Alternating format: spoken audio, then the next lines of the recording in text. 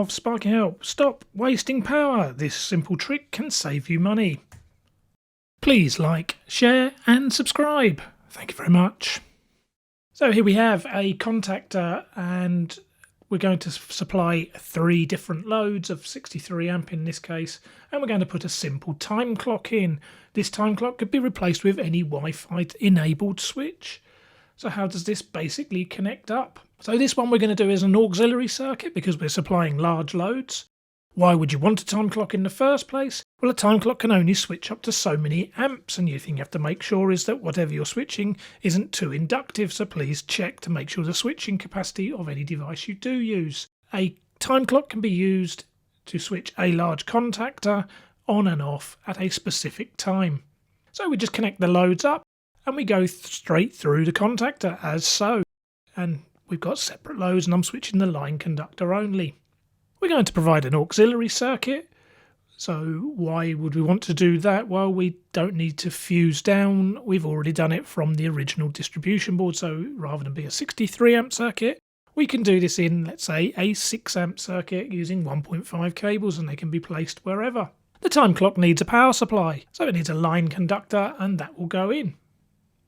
It will also need a neutral and that would then power it.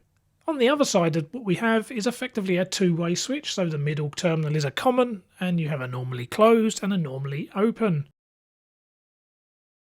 So we take a neutral, we'd use the same neutral we're already using, where you take it from is entirely up to you, and it will go into the A2 of the contactor to the coil. And we need a line conductor, we need to power through it, so we would link off of the top terminal, off of number 2 in this case, and we'd go into the common, the middle terminal. So wherever you get that from, it's entirely up to you, but I'm just going to link round. And then out of the switch line, we'll go into A1. And now we've powered up, and when set the time clock to turn on, let's say 9 o'clock, the contactor will close and it will come on, and obviously you can set it to go off. So there we go. Very simple for 3 loads, but you might not want to do it like this. You might want to use the same supply or a smaller load in the first place. So if the contactor and the time clock were all in the same distribution board or the same panel, then we don't need necessarily to run a separate circuit. We could use the existing. So we're going to wire it up as normal, a line conductor in the top.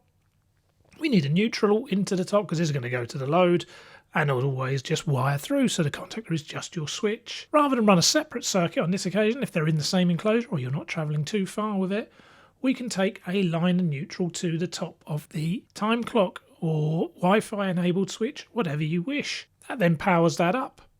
And what we need now is to power the coil at a specific time. So we come link out of the top and we go into the middle terminal, in this case to the common type terminal, and we need a switch line which will go to A1. Obviously the coil needs a neutral, so we come off of the neutral. It can be the neutral at the top of the contactor if that's what you so wish, but either way it needs a contact supply there, and now when the time clock is enabled, the contact will close. And this is a very simple way. You could replace that time clock with a Wi-Fi enabled switch, but this is a great way if everything is really local and works. And there you go. That's a very simple way to save energy by switching loads on and off via a contact. This is Sparky Help. Thank you very much.